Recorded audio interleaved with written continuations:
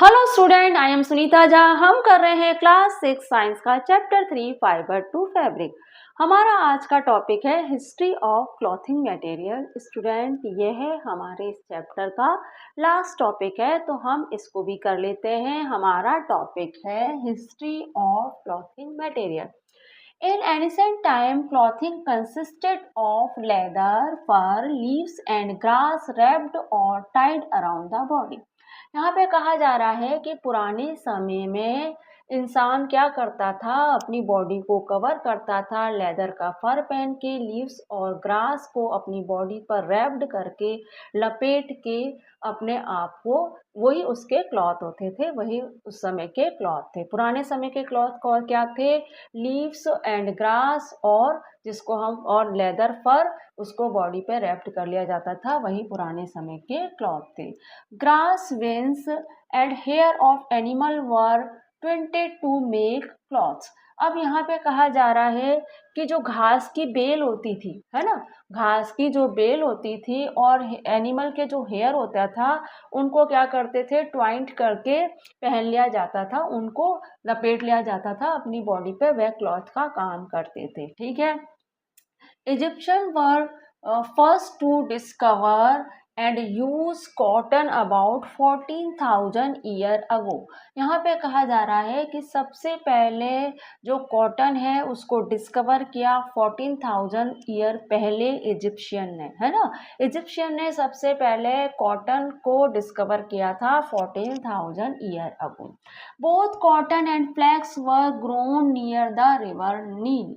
यहाँ पे कहा जा रहा है कि कॉटन और फ्लैक्स दोनों ही रिवर नील के किनारे कल्टीवेट किए जाते थे। आपको स्टूडेंट एक बात बता दूं कि एनिशिएंट टाइम में जो फार्मर होते थे वह नदियों के किनारे रहना पसंद करते थे, क्योंकि नदियों के किनारे जब वह खेती करते थे तो उनको सिंचाई के लिए भरपूर मात्रा में पानी मिल जाता था, और वहाँ की जो ज़मीन होती थी वह भी फर्टाइल होती थी। तो पुराने समय में अधिकतर जो खेती होती थी वो नदियों के किनारे होती थी। तो यहाँ पे भी कॉटन और जो फ्लैक्स है उसको ग्रोन किया गया रिवर नील के किनारे। ठीक है। The early Indian also cultivated and use cotton cloth. The cotton plant were grown on the bank of the river Ganga for more than 3,000 year. अब यहाँ पे कहा जा रहा है कि हमारे भारत में लगभग 3,000 साल पहले कॉटन को कल्टीवेट किया गया रिवर गंगा के किनारे। तो हमारे भारत में भी 3,000 साल पहले कॉटन कल्टीवेट हो गया था, जिसे रिवर गंगा के किनारे कल्टीवेट किया गया, क्योंकि नदियों के किनारे ही फार्मर्स कल्टीवेशन करते थे, वहीं बस जाते थे एनिशिएंट टाइम में, और वहीं करते थे कल्टीवेशन क्रॉप्स का। तो कॉटन हमारे इंडिया में 3,000 ईयर अगो कल्टीवेट हो गया था, और उसके क्लॉथ भी बना लिए गए थे। ठीक है। At around 30,000 BC swing needle were invented. और लगभग 30,000 BC पहले स्विंग निडल का इन्वेंशन हो गया था। 30,000 BC पहले ही स्विंग निडल का इन्वेंशन हो गया था, मतलब आपको सुई मिल गई थी 30,000 BC पहले ही। जो आर्कियोलॉजिस्ट है उनको सुई मिली है, उसके अवशेष मिले हैं। किस तरह की? The remains of needle made of animal bones and ivory were discovered by archaeologist in Russia. Russia के जो आर्कियोलॉजिस्ट थे उनको निडल मिली, किसकी? एनिमल्स की, बोन्स की, और आइवोरी जो हाथी होता है उसके दांत की निडल मिली है रशिया के आर्कियोलॉजिस्ट को। इससे पता पड़ता है कि जो निडल है उसका इन्वेंशन 30,000 BC पहले ही हो गया था। अब स्विंग निडल मिली है, इसका मतलब क्या है कि उस समय में स्विंग भी होती होगी, कपड़ों को स्टिच भी किया जाता होगा, चाहे वो लेदर के कपड़े हों, चाहे वो ग्रास के भी कपड़े, लेदर के कपड़े हों, फर वगैरह है, तो उनको स्विंग किया जाता होगा, ऐसा माना जाता है अगर निडल मिली है 30,000 BC पहले तो। ठीक है। These were supposed to have brought a revolution in the type of cloth worn.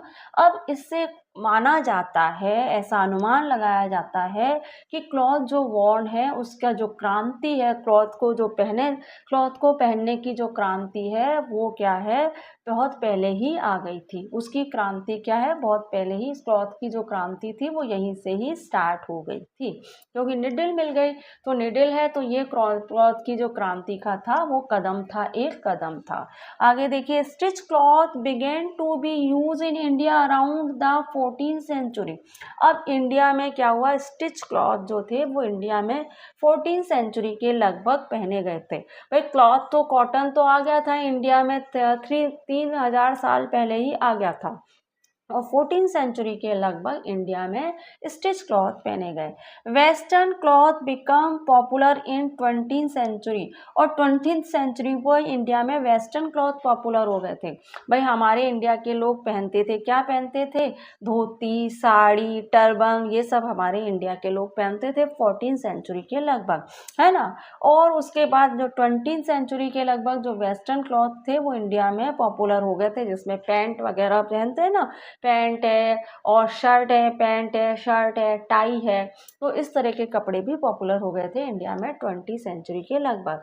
तो क्लॉथ की जो क्रांति है वो आप देख रहे हो कि किस तरह से पहले तो इंसान प्लांट की लीव्स वगैरह पहनता था और लेदर वगैरह पहनता था, और ग्रास की जो बेल होती थी उसको अपने बॉडी के चारों ओर लपेट लेता था, है ना। उसके बाद उसने क्या करा, इजिप्शियन ने क्या करा, 14,000 ईयर पहले क्या करा, कॉटन का प्लांट उगाया और उससे बनाए कॉटन के क्लॉथ।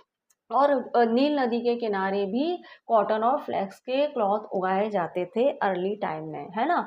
और हमारे इंडिया में क्या है, 3,000 ईयर पहले ही कॉटन को गंगा नदी रिवर के किनारे कल्टीवेट कर लिया गया था और उनसे कॉटन के क्लॉथ बना लिए गए थे। और जो 30,000 BC पहले ही स्विंग नीडल आ गई थी, इसका मतलब ये है कि हम इंसान ने स्विंग करना, स्टिच करना, कपड़ों को स्टिच करना सीख लिया था 30,000 BC पहले ही। वो लेदर वगैरह के कपड़े स्टिच करता होगा ऐसा माना जाता है। तो ये एक क्रांति थी, एक रिवॉल्यूशन था क्लॉथ वॉर्न के की तरफ, है ना, क्लॉथ को वॉर्न करने की तरफ एक ये क्रांति थी। अब है ना, इंडिया में स्टिच क्लॉथ 14th सेंचुरी के बीच में पहने जाने लगे थे और वेस्टर्न क्लॉथ 20th सेंचुरी के लगभग हम इंडिया में पहनने लगे थे।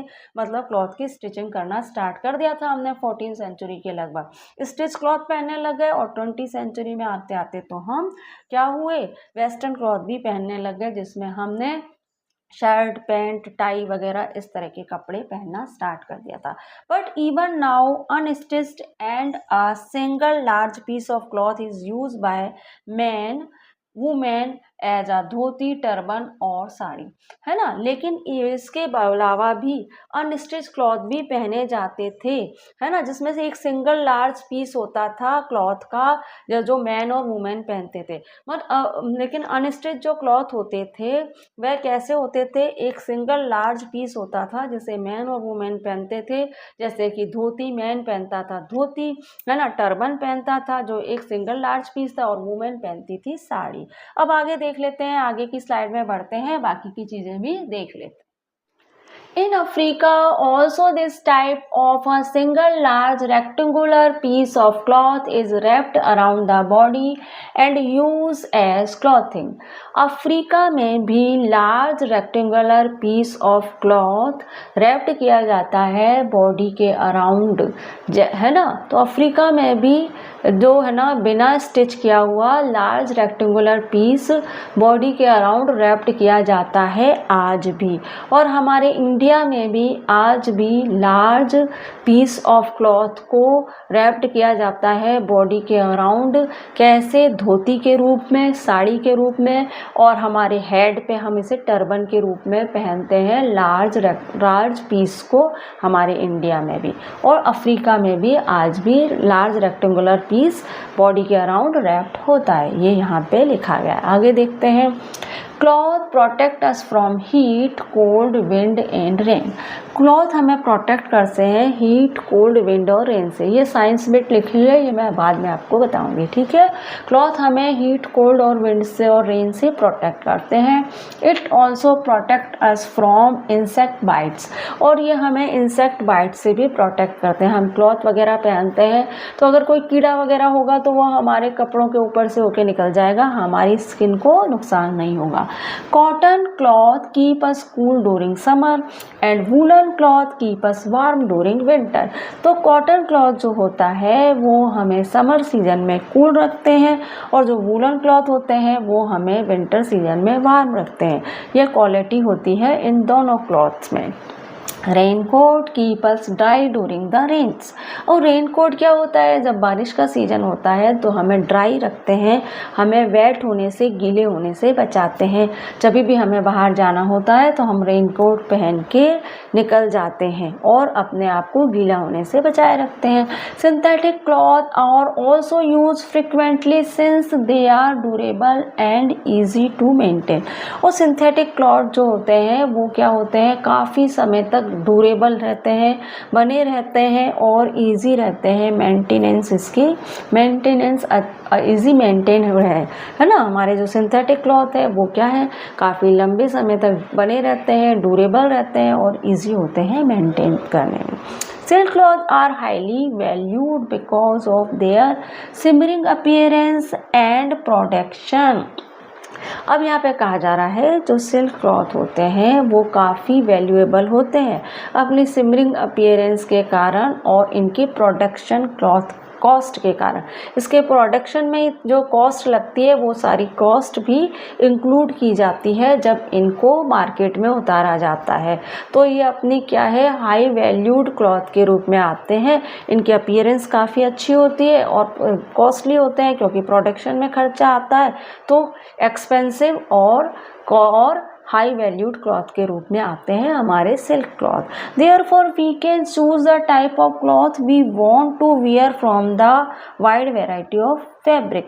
अब यहाँ पे कहा जा रहा है कि अब आज के समय में हमारे पास फैब्रिक की वाइड वैरायटी है और हम जैसा चाहें वैसा क्लॉथ चूज़ कर सकते हैं। तो ये आज के समय में, आज हिस्ट्री क्लॉथ की जो हिस्ट्री स्टार्ट हुई थी वह कैसे स्टार्ट हुई थी, तो वह हमने जाना कि कैसे हमने लीव्स और जो ग्रास वगैरह से हमने क्लॉथ तक आए और आज हमारे पास इतनी वैरायटी है क्लॉथ्स की। तो आप देखिए यहाँ साइंस बिट्स में क्या लिखा है, पहले ये देख लेते हैं। Special type of cloth called armors were worn by soldiers for protection during battle. Armors usually made of leather or metal. जो बैटल के समय में जो सोल्जर्स पहनते हैं वह क्या है, आर्मर्स कहलाता है ना। स्पेशल टाइप का क्लॉथ है आर्मर्स जो सोल्जर्स पहनते हैं बैटल के समय में, और ये आर्मर्स बने होते हैं लेदर और मेटल की। ठीक है, लेदर और मेटल के होते हैं। उससे क्या होता है, वो उनके बॉडी के ऐसे पार्ट सुरक्षित रहते हैं जिन पे चोट लगने पे मर जाने का, डेड हो जाने का खतरा रहता है, तो वो आर्मर्स हमारी सुरक्षित रखते हैं सोल्जर्स को। ठीक है, आगे देखते हैं साइंस बिट में और क्या लिखा है। People going into outer space have to wear special cloth in order to survive this special garment called special suit. अब जो स्पेस में जो लोग जाते हैं उनको भी क्या होता है, उनका भी एक स्पेशल टाइप का गारमेंट बनाया जाता है, एक स्पेशल क्लॉथ होता है उनका जिसे कहते हैं हम स्पेस सूट। उसे स्पेस सूट कहते हैं। वो एक स्पेशल टाइप का क्लॉथ वियर करते हैं जिसे हम कहते हैं सर्वाइव करने के लिए, वहाँ पे सर्वाइव करना है तो उनको वो स्पेशल टाइप का क्लॉथ पहनना होगा जिसे हम कहते हैं स्पेस सूट। तो इस तरह से स्टूडेंट हमने ये जो हमारा चैप्टर है फाइबर टू फैब्रिक, इसके सारे टॉपिक हमने डिटेल में कर लिए हैं। आप चाहे क्लास 6 के स्टूडेंट हैं चाहे 7th के स्टूडेंट हैं, आपको अगर आपकी बुक में ये चैप्टर है तो आपके हर तरह के टॉपिक कवर हो जाएंगे अगर आप ये वीडियो देख रहे हैं तो स्टूडेंट, अगर आपको मेरे वीडियो हेल्पफुल लग रहे हैं तो आप मेरे वीडियो को लाइक करें, शेयर करें, सब्सक्राइब करें ताकि मैं आपके लिए इसी तरह के नॉलेजेबल वीडियो बनाती रहूं। तो मिलते हैं हमारे अगले वीडियो में। अब हम करेंगे इस चैप्टर से कनेक्टेड एक्सरसाइज। तो अगले वीडियो में फिर मिलते हैं। Thank you for watching student.